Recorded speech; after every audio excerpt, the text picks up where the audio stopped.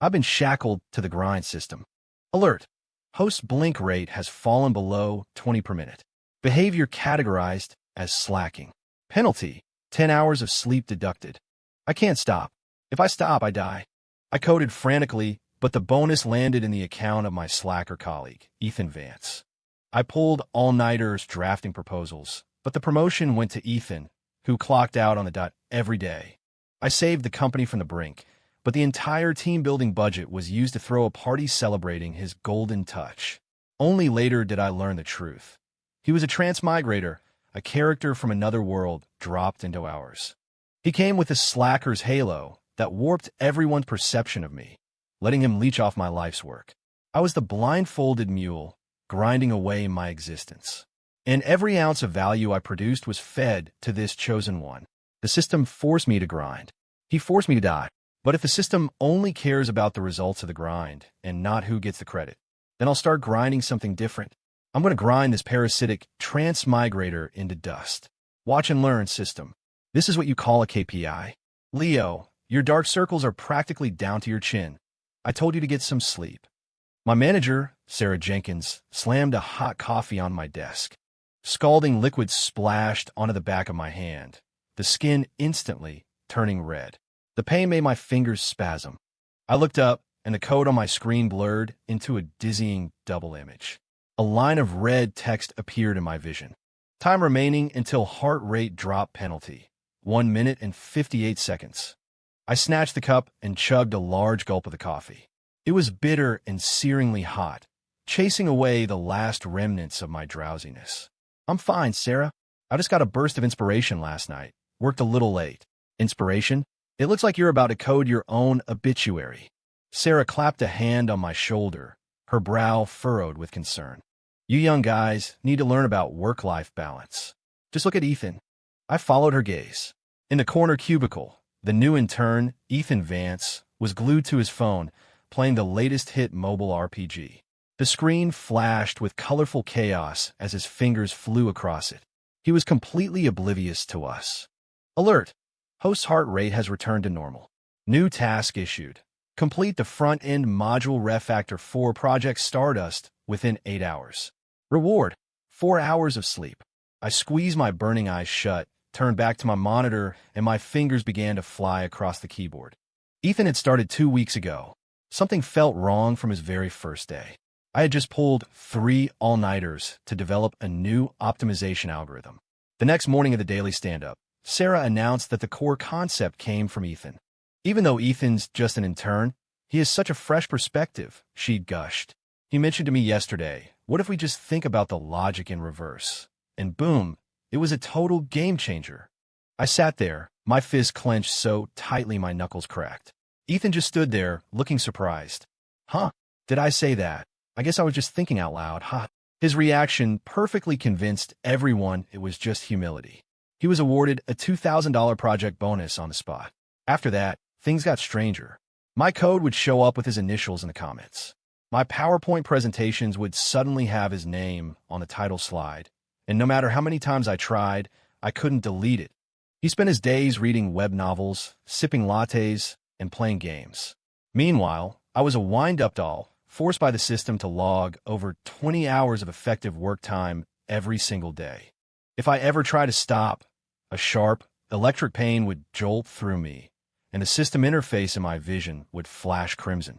Warning: host has been detected with no effective learning or work activity for 5 consecutive minutes. Heart rate will be reduced by 10%. I had become the donkey tied to the millstone, and Ethan was the pig who did nothing but still got all the feed. Just then, an at everyone notification popped up in the company's Slack channel. Huge congrats. A massive shout out to our marketing intern, Ethan Vance. Thanks to his incredible insight and golden touch, the company has just secured a $10 million contract with Sunstone Dynamics. The board has decided to award Ethan a cash bonus of $10,000. My head started ringing. The Sunstone deal was the project I'd spent 7 straight all-nighters on, writing a 300-page feasibility report to finally nail it down.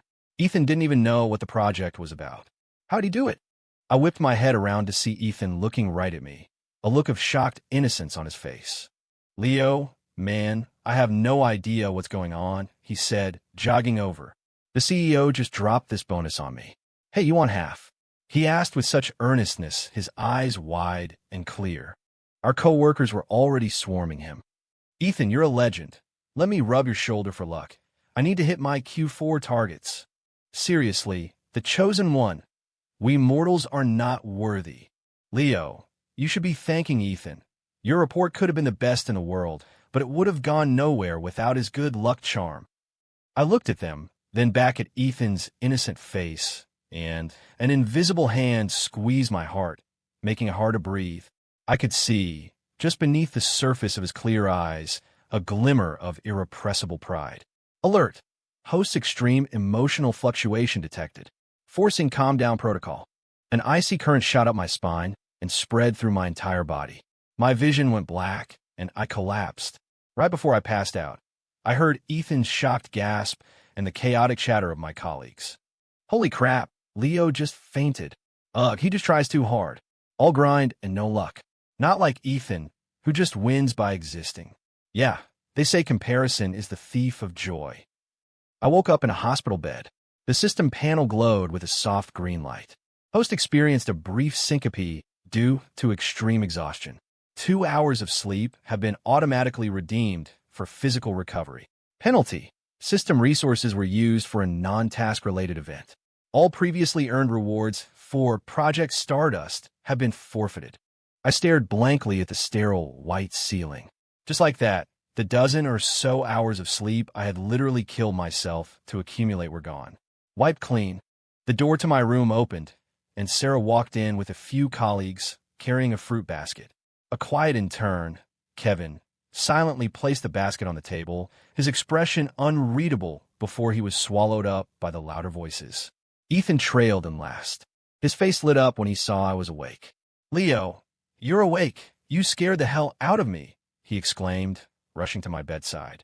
Sarah set the basket down and sighed. Leo, how many times have I told you? You have to take care of yourself. Now look where you ended up. Another coworker chimed in. Yeah, man, your health is your wealth. You ran yourself into the ground, and now the rest of us have to pick up the slack on your project. I managed a weak smile, too tired to speak. Just then, Ethan held out a perfectly peeled apple, grinning like a ray of sunshine. Here, Leo. The doctor said you need vitamins. I looked at his guileless face, and my stomach churned. I didn't want to see him. I needed to get as far away from him as possible. Sarah, I said, my voice raspy. I'd like to request a desk change. I want to move to the spot by the window. It's quieter. Before Sarah could answer, my system panel flickered. Warning. Host is attempting to distance himself from the child of fortune, Ethan Vance. Current proximity, 5 feet. If distance exceeds 30 feet, the grind system task difficulty will automatically increase by 500%. The blood in my veins turned to ice. What the hell? Not only was he sucking me dry, but I couldn't even get away from him. What kind of bullshit rule was that? Ethan looked at me, confused.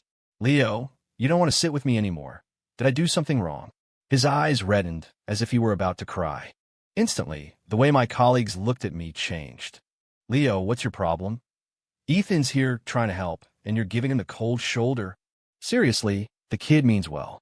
Don't be such a jerk. Sarah frowned. Leo, don't be childish. I had no way to explain myself. I just turned my head away. I decided to take a gamble. I refused to believe this twisted system could really control me that much. The first thing I did after being discharged was have facilities move my desk to the far window, the furthest possible point from Ethan. He was in the southeast corner. I was now in the northwest, with the entire office floor between us. I hadn't been sitting there for 5 minutes before my system panel went insane. Warning! Distance from child of fortune is 92 feet. Task difficulty increased by 500%. New task. In 1 hour, fix 138 critical bugs that have appeared in the Project Stardust refactor. Failure penalty. Permanent 20% reduction in heart rate. I stared at the screen, which was now filled with red error messages that hadn't been there when I checked yesterday. They had crawled into my code like a virus while I was gone. There was no time to think. My fingers flew across the keyboard. But as time ticked by, the more bugs I fixed, the more new ones seemed to appear. Countdown. 10 minutes of sharp, crushing pain seized my chest, and my breathing grew ragged. I wasn't going to make it. I was going to die. I shot up from my chair and grabbed my laptop. Ignoring the stunned looks from everyone in the office, I sprinted towards the southeast corner. "Excuse me," coming through. I shoved past a group of female colleagues who were fawning over Ethan and dropped into the empty chair beside him. Alert! Distance to child of fortune is 1. 5 feet. Task difficulty returned to normal. Bug count has been automatically corrected to 3. The sea of red on my screen vanished, leaving only 3 minor, insignificant issues. I slumped in the chair, gasping for air, my back soaked with cold sweat. The entire office was staring at me in bewildered silence. Ethan, startled, asked timidly, "Leo, are you okay?" I lifted my head and stared at him, my gaze locked on his. He was a human black hole. Everything I did, everything I was, would be pulled into his orbit and consumed.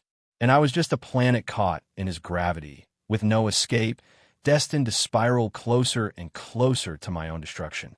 I could hear the hushed whispers of my colleagues. "Is he crazy?" That was terrifying. "I think he's losing it.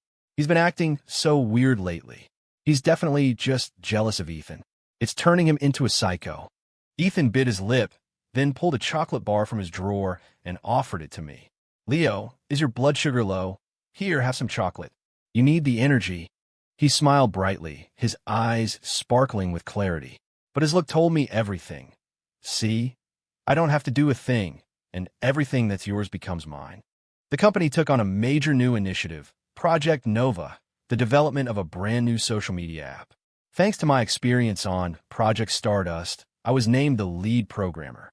And Ethan, because of his golden touch, was personally assigned to my team by the CEO to serve as the project's official mascot. "Ethan, my boy, just hang out with the team, learn a few things, soak up the atmosphere, and bring us your good luck," the CEO boomed, clapping him on the back. And so, our project team became a bizarre spectacle. I, the technical lead, was working 24/7, coding until my vision blurred. Ethan, the project mascot, sat next to me, arriving on time, taking his afternoon coffee break on time, and leaving on time. He was either binge-watching a new series or browsing Amazon. Meanwhile, I had to time my bathroom breaks. Warning: host has been away from workstation for over 3 minutes. Task timer will be paused. I was drowning in an ocean of code for Project Nova. The project progressed at lightning speed. I single-handedly built the entire back-end architecture and core functionalities of the app. At the project review meeting, the presentation I created earned unanimous praise from the entire executive team. The department director was practically vibrating with excitement. He pointed to an architecture diagram on the screen. "This honeycomb user interaction model. It's absolutely brilliant," he exclaimed. "This concept is pure genius. Leo, how on earth did you come up with it?" I was about to answer when the director's gaze shifted to Ethan, who was sitting next to me. "Oh, now I remember," he said. "Ethan, didn't you mention something to me the other day? You said that modern social networks are like a beehive. Everyone looks independent, but they're all secretly connected."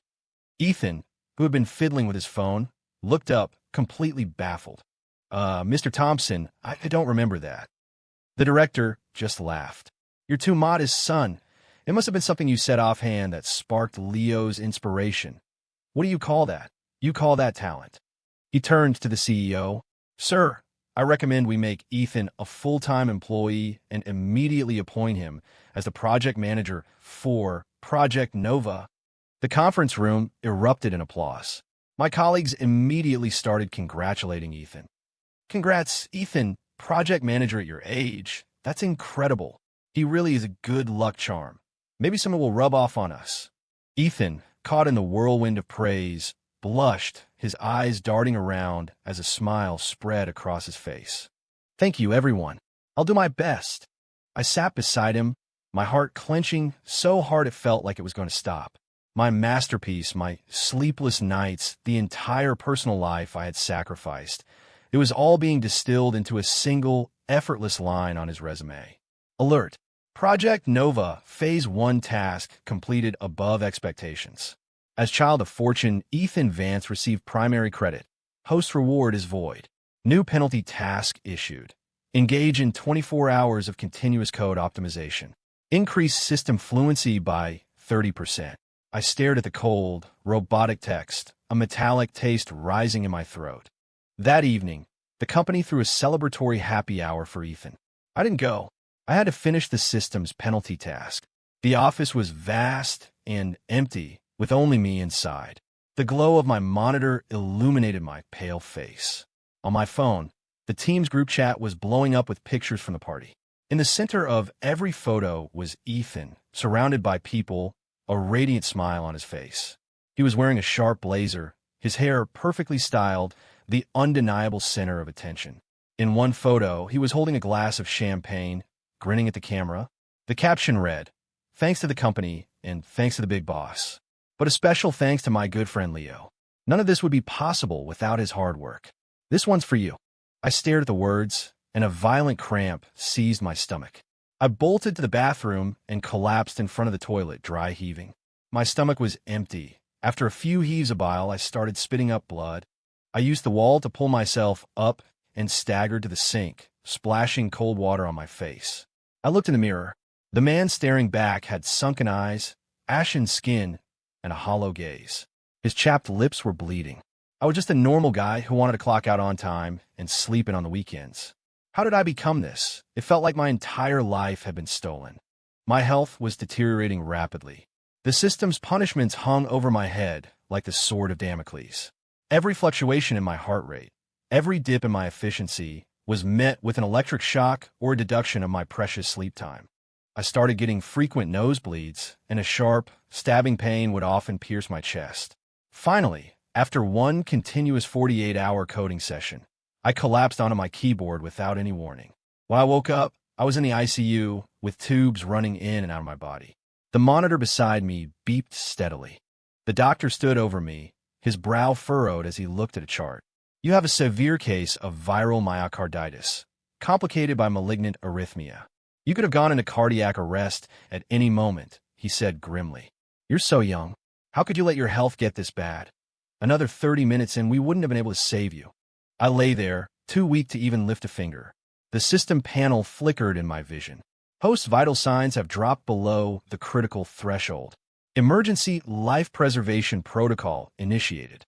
All accumulated points have been spent to redeem vitality fluid. Trial version. Warning: trial version is effective for 72 hours only. Host must complete tasks to earn the full version. Sarah and a few colleagues came to visit. They placed a fruit basket by the bed, their faces plastered with generic, corporate sympathy. "Leo, you need to focus on getting better. Don't worry about work." "Yeah, man, you can't take your money with you. Your life is what's important." Their words were a meaningless buzz, their eyes constantly drifting towards the door. It was like I was a broken piece of equipment, a problem to be managed. Just then, a nurse bustled in, looking cheerful. "Excuse me, are any of you Leo's family? I just wanted to let you know the bill has been paid in full." Sarah looked surprised. "That was fast. I was just about to go handle it." The nurse smiled. A young man named Ethan Vance took care of it. He said the company had just given him an extra bonus for his outstanding performance on the Sunstone deal.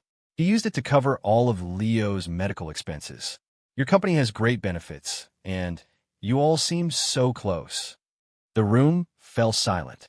A few seconds later, my colleagues started to murmur in admiration. "Wow, Ethan is seriously our guardian angel. So handsome and so kind. Seriously, if it weren't for him, Leo would be in real trouble. Leo, you better thank him properly. Ethan is truly your savior." I lay in the bed, listening to them, my chest tightening until I could barely breathe. The bonus I had earned with my own blood and sweat had become the medal he wore for saving my life. I closed my eyes, feeling the last of my strength drain away. My life, my value, my very existence. It had all become a stepping stone for his golden boy persona. But just as I was sinking into despair, I noticed something new. On the translucent system panel, beneath all the vital signs and data, there was a single line of dark gray text, almost invisible. It had always been there, but I'd never seen it before. Now, spurred by my intense emotional turmoil, it seemed to flicker. I strained, focusing all my remaining energy to read the words. "Emotion flux Dash 99. Dash 99. What was that? Did the negative number represent my negative emotions? My heart skipped a beat. I stared at that line, my mind racing. If the system reacted to my physical state, could it also be reacting to my emotional state? That single thought was a crack of light in my endless darkness. I began to study the system that bound me. Finally, in the most obscure corner of the settings menu, I found a grayed-out beta button. It was labeled with a single word: sentiment. When I returned to the office, the way my colleagues looked at me had changed. They'd avert their eyes when they saw me coming, creating a wide berth, as if I were contagious. Meanwhile, Ethan, lauded for his selfless act of paying a colleague's medical bills, had become a living saint in their eyes. Then came the announcement of a massive new project, Project Genesis, an AI-powered system for the early detection and diagnosis of terminal illnesses. This wasn't just a product. It was a legacy project that could save countless lives. The system immediately issued its ultimate task. Independently complete the core algorithm for Project Genesis within 1 month. Reward: life restoration fluid, full version, X1. Failure penalty: annihilation. I stared at the icon of the glowing blue vial, my breath catching in my throat. This was my only chance to live. I requested, and was granted, permission to move into a private, climate-controlled server room for the duration of the project. I would eat and sleep there, completely isolated. I need an environment with zero distractions to find my inspiration, I told everyone. The truth was, I needed to get away from Ethan. The server room was on a different floor, separated from him by a concrete wall. But I was naive. On the 3rd day of the project, the CEO showed up at my server room, with Ethan in tow. "Leo, my boy, I know you're our workhorse," he began. "But Project Genesis is too important. We can't afford to not have Ethan's luck on our side. Starting today, he'll be the project's official overseer. Nominally, he's here to monitor your progress. In reality, he's here to keep you company and bless this project with his good fortune." And just like that, my solitary confinement became a 2-man prison cell. On one side of the room, I coded day and night. On the other, Ethan set up a beanbag chair, a portable projector, and a gaming console. I survived on bitter, concentrated espresso shots. He sipped on seasonal, single-origin hand-poured Yirgachev. I gnawed on stale granola bars. He had fresh pastries delivered for his afternoon snack. An invisible wall separated us, and on either side lay hell and heaven. In the final week, I lost all track of time. I hadn't slept for over 72 hours, my entire consciousness submerged in millions of lines of code. My body was at its absolute limit. My vision would periodically go black, and my heart hammered against my ribs. Finally, with 1 hour left on the countdown, I typed the last character. Build successful. I had done it. I collapsed in my chair, limbs limp, vision blurry, a loud ringing in my ears. With a trembling hand, I prepared to upload the final build to the company's main server. Just then, Ethan walked over, holding a mug. "Leo, man, you look exhausted. You're almost at the finish line. Here, have some coffee to get you over it." He was smiling, the corners of his eyes crinkling. I had no strength to refuse, no energy to even take the mug. He held it out in front of me. Then, his body lurched forward, and the entire mug of coffee spilled directly onto the server tower at my feet. Sizzle, crack, the smell of burnt plastic filled the air. Sparks flew. Every single one of my monitors went black. The server room fell deathly silent. It was over. Everything was over. News that the primary server had been fried sent the company into a panic. The project team rushed into the server room, staring in horror at the smoking hardware and the wreckage on the floor. The department director was shaking with rage, pointing a trembling finger at Ethan, unable to form a single word. Ethan, his face pale as a sheet, was sobbing, repeating the same thing over and over. "I'm so sorry. I swear it was an accident. I don't know how it happened." I sat motionless in my chair, my mind a complete blank. On my system panel, the task failure countdown ticked away, each second a hammer blow to my heart. Just when everyone was certain the project was a catastrophic failure and the company would face ruinous penalties, Ethan, while wiping his tears and clumsily cleaning up the mess, suddenly froze. "Hey, what's this?" From a mountain of papers on my desk, He pulled out a single dog-eared sheet of A4 paper. It was a rough sketch I'd made in the project's earliest days, covered in handwritten notes, logic flows, and key pseudocode. A nearby programmer, initially dismissive, glanced over at it. The next second, his eyes went wide. "Oh my God," he shouted. "This is the entire project's core logic and database schema. With this, we can rebuild the whole system from the backups. It'll be a crunch, but we can save the project." Silence fell over the server room. Every single person was staring at Ethan. Another impossible miracle. At the moment of absolute despair, the intern who knew nothing about the project had, in the most absurd way imaginable, saved the day. In the end, the project was delivered in the final minute before the deadline. The company was saved. My system panel flashed. Ethan Vance ultimately saved the project. The ultimate reward, the life restoration fluid, has been awarded to him. At the celebration ceremony, the SO was in tears, his voice trembling with emotion. "The success of Project Genesis is a testament to the hard work of all our employees," he declared. "But we owe our greatest thanks to a gift from heaven itself. Ethan Vance, to recognize his incredible luck and miraculous contribution in our moment of crisis, the company awards a special bonus of $20,000 to Ethan." The room exploded with thunderous applause and cheers. I stood in the crowd, jostled from all sides, feeling like a ghost watching a play. Ethan, holding his award, made his way through the crowd and stopped in front of me. He opened his hand. Resting in his palm was the glowing blue vial I had dreamed of, the life restoration fluid. "Leo, man, I feel kind of bad about this. I don't really know what happened," he said. "Here, have a sip. Consider it a thank you for all those coffees you shared with me." How did he have it? He was casually offering me my own salvation. I looked at him, at his wide, clear eyes, and then I smiled. "Warning, host sentiment value has exceeded the threshold. Emotion flux, minus 10,000. Congratulations, host. Hidden function unlocked frowny face sentiment exchange. Current sentiment value, 10,000. Exchangeable for life force, system waivers, temporary skills." The system panel in my vision erupted in a brilliant, unprecedented golden light. "Sure. Thanks, Ethan." I calmly took the vial of life restoration fluid from his hand.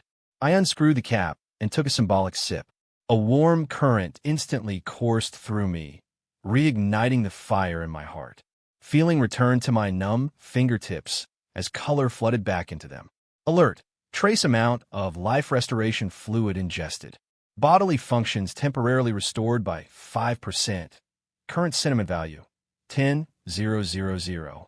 Exchange 1,000 points to restore 10% of bodily functions. Yes, I could feel myself coming back to life, piece by piece. I handed the vial back to Ethan and gave him a small smile. "Tastes good. Thanks." Ethan blinked, surprised by my calm demeanor. The colleagues around us whispered, "Did Leo finally have a breakthrough? Maybe he's just accepted it." I mean, Ethan did save the project. I returned to my desk, booted up my computer, and acted as if nothing had happened. On the surface, I was still the same work-obsessed, grinding Leo, but I wasn't grinding on projects anymore. I was grinding on people. The company's next big push was an internal social app, Synergy Sphere, designed to boost corporate culture and employee engagement. The project manager, naturally, was the company's new golden boy, Ethan Vance, and I was his lead programmer. I worked day and night, my eyes bloodshot from staring at the screen, and perfectly delivered every feature for the app. The UI was clean, and it ran smoothly. Ethan received nothing but praise from management during the internal beta tests. But no one knew that I had buried a tiny, elegant bug deep inside the application. There was a like feature. Colleagues could give each other likes, and the person with the most likes would be featured on the Innovatech All-Stars list. The bug I wrote linked the number of likes a person received directly to their account's server resource allocation. Every single like added a tiny bit of data bloat to the recipient's profile. When that bloat reached a certain threshold, I stared at the screen, a slight twitch at the corner of my mouth. It was almost showtime. To accelerate Ethan's ascent, I created dozens of fake accounts, cycling through different IP addresses to shower his profile with likes every day. At lunch, I carry my tray over to a group of colleagues and casually remark, "Man, Ethan is a genius. Working for him just makes everything so much clearer." Totally. Everyone should be liking his posts. If he hits the top of the All-Stars list, it makes our whole team look good. Soon, giving Ethan a like became the trendiest, most politically correct thing to do in the entire company. The day Synergy Sphere officially launched, the company held a massive press event. The CEO and the entire C-suite were in attendance. Ethan, as the project manager, stood on stage in a sharp suit, confidently giving the product demo. Behind him, a giant screen mirrored the app's interface in real time. Our Synergy Sphere is designed to break down departmental silos to ensure every employee's voice can be heard. As he spoke, employees in the audience were furiously mashing the like button on his profile within the app. On the top right of the giant screen, the number under his profile picture skyrocketed. 1,000, 5,000, 8,000. I sat in the back row, shrouded in the darkness of the auditorium, quietly observing. On my own phone, I tapped the screen, executing the final piece of my prepared code. On stage, Ethan's presentation was reaching its climax. And I believe that Synergy Sphere will lead our company to a more unified, more brilliant future. The moment the words left his mouth, his like count ticked past the 10,000 mark. The bug was triggered. On the massive screen behind him, the app interface froze. Ethan's profile picture began to distort, his facial features rearranging themselves into a grotesque, Picasso-like mask. A collective gasp went through the audience. Before anyone could process what was happening, every post, every comment, and every message on Ethan's profile dissolved into rapidly scrolling lines of garbage code. The entire app crashed. A dead silence fell over the event. Everyone stared, dumbfounded, at Ethan, who was frozen on stage, a deer in the headlights. His lips trembled as he white-knuckled his presentation notes. After a few seconds of stunned silence, the room filled with angry murmurs. What the hell was that? This is the project he led. This is a total embarrassment. In front of the press. And I thought he was some kind of genius. Turns out he's just an incompetent fraud. The CEO's face was a thundercloud of fury. He stood up abruptly and stormed out of the auditorium without another word. Ethan stood alone on the stage, trapped in the spotlight, looking pale and helpless. And I sat in the darkness, watching the notifications flood my system panel. Massive influx of negative emotional energy detected. Target: Ethan Vance. Sentiment value: +3,000. Sentiment value: +5,000. Sentiment value: +8,000. Convert sentiment value to life force. Without hesitation, I selected yes. An unprecedented warmth flooded my body, repairing the damage from months of systemic torture. My heartbeat grew steady and strong. The chill left my fingertips, and a healthy color returned to my cheeks. I glanced at Ethan on the stage. The slacker's halo I could always sense around him was flickering violently, growing dim. He suddenly clutched his chest, his face contorting in pain. I looked down, a cold smile touching my lips. This is just the beginning, Ethan. Everything you gained by luck, I'm going to make you pay back. With interest. The catastrophic launch was chalked up to a technical failure caused by Ethan's inexperience. He was stripped of his project manager title, but thanks to the lingering reputation of his golden touch and a tearful, desperate apology, he wasn't fired. He became much more subdued, no longer the office celebrity. This suited my plans perfectly. I needed him to stay in this hunting ground, to continue being my KPI for harvesting sentiment. The next major task for our department was creating a new quarterly financial forecasting model. I faked a relapse of my health issues to get out of the core development work, taking on the simple task of data preparation instead. While collating the data, I carefully embedded a logical trap, a classic case of survivorship bias. This trap would make any preliminary forecast based on the data look incredibly, wildly optimistic. Ethan, desperate to redeem himself, took the bait. He used my prepared data to create a bold and visionary forecast, rushing to submit his report to the executive team before anyone else. The results made the C-suite's eyes light up, and they began to see him in a favorable light once more. Perhaps the app launch was just a fluke. The kid still has potential. At the quarterly financial review, Ethan was once again pushed to the front to present his forecasting model as an example of rookie initiative. He stood at the podium and stated his projected growth rate. As he spoke, I, sitting in the audience, remotely executed a script that injected the complete, unbiased market data into his model. On the big screen, for everyone to see, the soaring red line of his growth curve instantly nosedived, crashing far below the baseline. The entire room was silent. The CFO's face went from flushed to purple to ghost white. Ethan's miracle forecast had become a spectacular public joke. Alert! Intense negative emotional energy detected. Sentiment value, plus 12,000. I immediately converted it all to life force. My body was now almost completely healed. The dark circles under my eyes were gone. My skin had a healthy glow, and the strength had returned to my limbs. As for Ethan, after repeated public humiliations, his golden touch had visibly faded. The way our colleagues looked at him had shifted from awe to contempt. Is it just me, or is he? Bad luck for the company. I don't think he's a golden boy. I think he's a jinx. Stay away from him. He's cursed. I used his own methods against him, but with precision. The smart office access system I designed for him accidentally locked him in the bathroom for 3 hours right before his most important client meeting. The customer management software I optimized for him coincidentally replaced all the client names with the vulgar nicknames he used for them in his private chats, right as he was demoing it for the CEO. Every time I built him up, and every time I made sure he was the one to demolish himself spectacularly. Each of his failures became the fuel for my recovery. On my system panel, Ethan's Child of Fortune tag had turned a dull, lifeless gray. And on my own interface, a new button slowly materialized next to the sentiment exchange. System Authority. Our company's arch-rival, Vortex Dynamics, suddenly launched a hostile takeover bid. Our stock plummeted. Panic spread through the office. We were on the verge of being bought out and dismantled.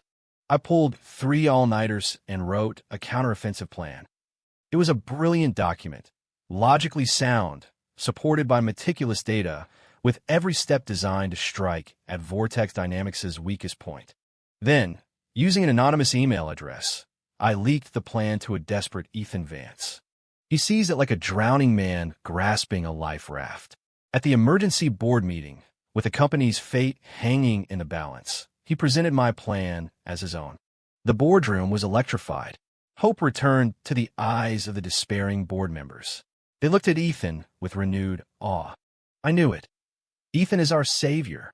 A good luck charm is a good luck charm. He always comes through when it matters most. The company immediately mobilized all its resources to launch a counterattack against Vortex Dynamics, following the plan to the letter. Sitting at my desk, I pressed the final enter key. It triggered the fatal bug I had buried deep within the perfect plan. The so-called weak point wasn't a vulnerability, it was a trap. All of our company's capital and resources, intended for the counterattack, were funneled through that weak point and routed directly into a hidden, pre-established account controlled by Vortex Dynamics. Our thunderous counteroffensive had become a corporate suicide bombing. When the news broke, a chilling silence fell over the entire company. Everyone was ruined. This time, there were no more excuses. No one defended Ethan. The hatred directed at him was a tidal wave. A colossal surge of negative emotional energy flooded my system. Sentiment value has reached maximum capacity. System authority has been fully unlocked. I stood up and walked over to Ethan. He was slumped on the floor, his eyes vacant. The last vestiges of his slacker's halo were dissolving into nothing. A line of golden text appeared on my system panel. Target Ethan Vance has been identified as an interdimensional parasite. Connection to energy source, host Leo Carter, has been severed. Annihilation protocol commencing.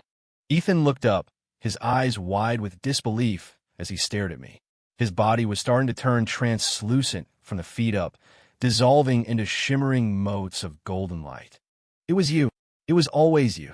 He whispered, his voice cracking. I looked at him, my face calm, my breathing even. Yes. Why? His voice was already fading. There is no why. I leaned down and whispered in his ear, you just chose the wrong host to feed on. Before my eyes, he completely disintegrated into a cloud of light and vanished. The office was dead silent. My system interface had transformed completely. All the tasks, penalties, and countdowns were gone. In their place was a single, simple button, glowing with a soft white light. Create new task. A smile spread across my face. I lifted my hand and pressed the button in the empty air before me. A new task window popped up. My fingers typed out my first command. Task, clock out. Go home. Get a full night's sleep. Reward. A new day that belongs only to me. I shut down my computer and grabbed my jacket, ignoring the shocked and fearful stares of my colleagues. I walked out of the building that I once thought I would never escape. The morning sun was warm on my skin. I took a deep, long breath.